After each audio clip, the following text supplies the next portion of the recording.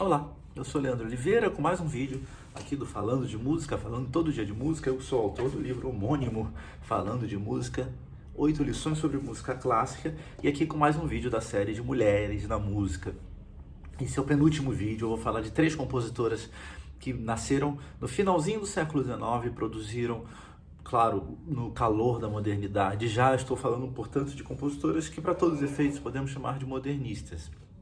A primeira personagem que encarna objetivamente muito do ímpeto modernista é Germaine Taillefer. Possivelmente vocês já ouviram falar nesse curioso grupo de compositores que se pretendiam de uma vanguarda francesa do início do século XX, chamado Les Six, os Seis, o grupo dos Seis, de algum modo, um desdobramento do grupo dos 5 russo da década de 60, enfim, em outro contexto, na Rússia. Mas o Les Six, objetivamente, vocês talvez saibam, tinha o Darius Milhaud, tinha o Francis Poulenc, o Arthur Honegger, que são os 3 mais famosos, e o Georges Auric. Mas tem também 2 compositores que pouca gente fala, o Louis Duret e a Germaine Taillefer. Desses todos, o Poulenc certamente é o que faz a carreira mais convincente. O Honegger talvez seja o que tenha mais prestígio no universo, digamos, da música séria, de certo modo. O Milhaud é um cara um pouco bissexto, com poucas obras sendo objetivamente apresentadas nas salas de concerto atualmente.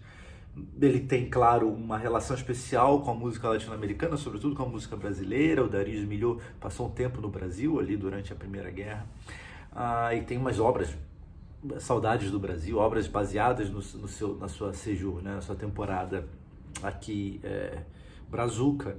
Mas, dentre esses, sem sombra de dúvida, Germaine Taillefer talvez esteja entre as figuras mais especiais mesmo. Eu gosto muito do Auric, ele, sobretudo, a sua produção para filme, Ele praticamente se desenvolve no segundo momento de sua carreira como compositor de trilhas. Ele é um grande parceiro do Jean Cocteau. Mas a Germaine Taillefer digamos, a joia dessa coroa.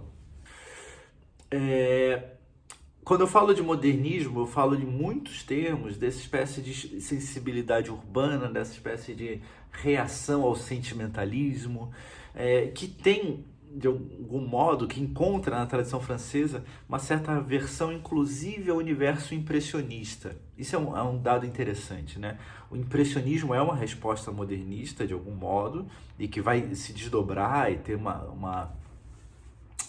como poderia dizer, uma consequência em todo o século XX e século XXI, sem sombra de dúvidas. Mas o modernismo do grupo dos 6 é um outro tipo de postura, muito mais irônica, muito mais, eventualmente, distanciada dessa relação, digamos, sentimental mesmo, do universo romântico.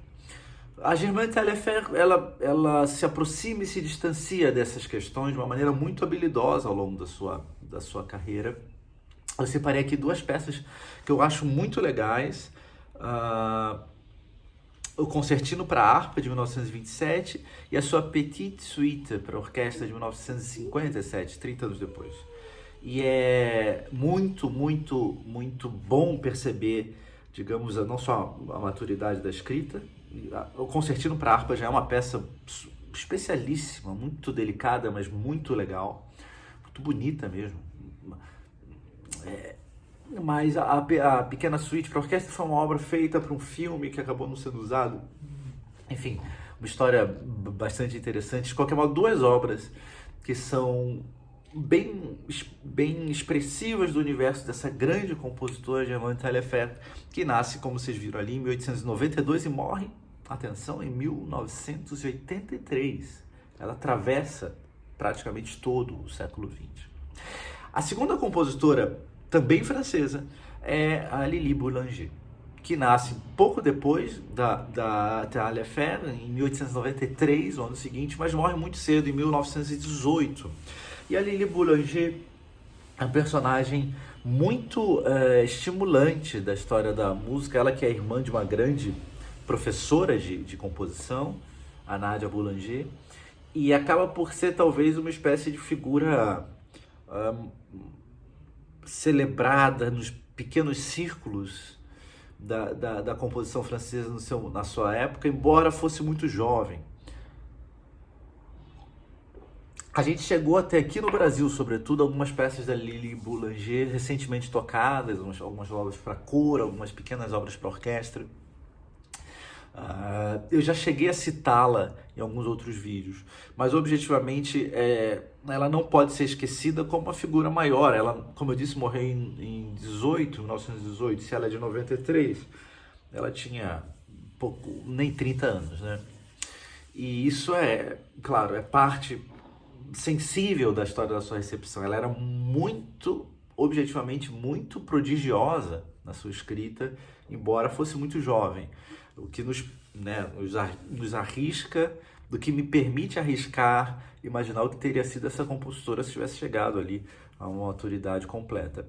De qualquer modo, a gente ainda tem um pouco dessa sensibilidade harmônica pós-impressionista, assim, com a Lili Boulanger, mas ela está para além disso, arrisco dizer. Ela tem alguns encontros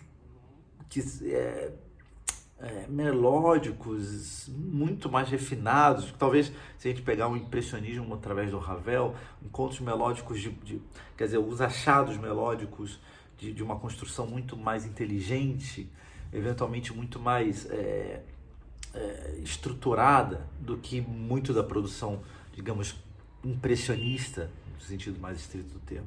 De qualquer modo, é uma compositora da qual eu escolhi uma velha oração budista, é o nome da peça, e uma peça curta, mas muito legal, que eu tenho certeza que vocês vão gostar de conhecer, e a partir dela investigar a grande produção. E eu termino o vídeo de hoje, um vídeo mais curto, com essa que talvez seja a mais impressionante compositora russa, soviética, mais precisamente do seu tempo, a Galina Ustvolskaya. Galina Ustvolskaya nasceu em 1919, portanto ela é a primeira aqui do nosso ciclo que já nasce no século XX. Ela morre em 2006, morre portanto em 2021, e tem uma produção que é reveladora não só das profundezas mesmo, da profundidade intensa, profundidade emocional do leste europeu, que na verdade essa é uma tese que eu gosto de seguir defendendo, né? Existe uma espécie de reserva moral, se eu posso dizer assim, no universo europeu, e isso no universo do leste europeu, isso vai se perpetuando de maneira muito contundente ao longo do século da arte, mas sobretudo da música do século XX. E nesses termos, a obra da Ustvolskaya é evidentemente um exemplo notável. Ela, como não poderia deixar de ser, vive ali as agruras do regime soviético. No início, com uma obra... Ela foi aluna do Shostakovich, é bom que se diga, mas ela inicia com uma obra que a gente reconhece, até pelo menos na década de 50, uma obra que tenta mediar aquele modernismo que é mediado pelos tantos desdobramentos do que viria a ser o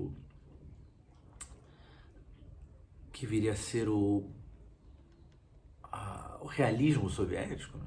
Mas finalmente rompe a partir daquele momento, na década de 50 mais ou menos, e se torna uma compositora muito mais livre, eu não diria experimental, mas muito mais complexa, de certo modo. É difícil, de algum modo, não se comover com algumas das obras da Ustvolskaya. Eu separei para vocês a primeira sinfonia, que é de 55, eu separei o concerto para piano, que é de 46, e uma obra que foi apresentada recentemente, brilhantemente, no Festival de Lucerna,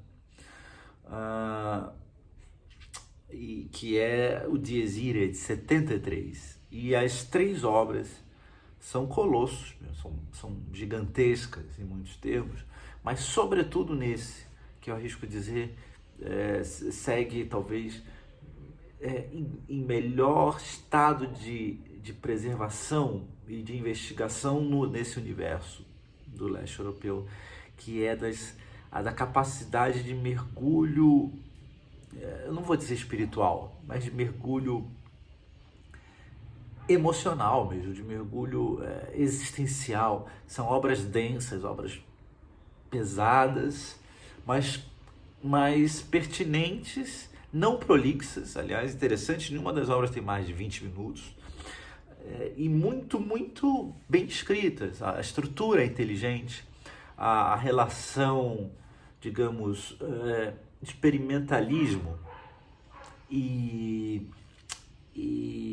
expressividade jamais, de algum modo, jamais se coloca em termos a negar um ao outro, né? Quer dizer, nem a gente veria nem vocês vão encontrar na obra dela esse tipo de, digamos, sentimentalismo um pouco totalmente piegas, que vemos em muitas obras do pós-romantismo, né, do estilo pós-romântico do século XX.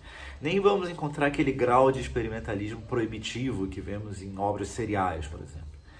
Eu acho uma medida excelente essa que é encontrada por alguns desses autores do leste europeu da segunda metade do século XX, mas eu acho que talvez seja um exemplo máximo, o epítome dessa tradição, a produção da Uzfolskaya, que deveria absolutamente participar das nossas discotecas. É impossível não pensarmos a música do século XX sem a produção dessa grande compositora, Galina Uzfolskaya. Bom, é isso. Esse é um vídeo menor com 3 compositoras modernistas. Eu encerro a série no próximo vídeo com outras 3 compositoras que eu tenho certeza absoluta vai fazer mudar a sua cabeça, não só com relação a mulheres que compõem, mas também, sobretudo, com compositoras do nosso tempo, compositoras vivas. É isso aí. Espero que vocês se inscrevam no canal, que vocês compartilhem o vídeo, que a gente possa seguir nessa discussão sobre música clássica para todos os gostos, aqui com Leandro Oliveira. Muito obrigado e até a próxima.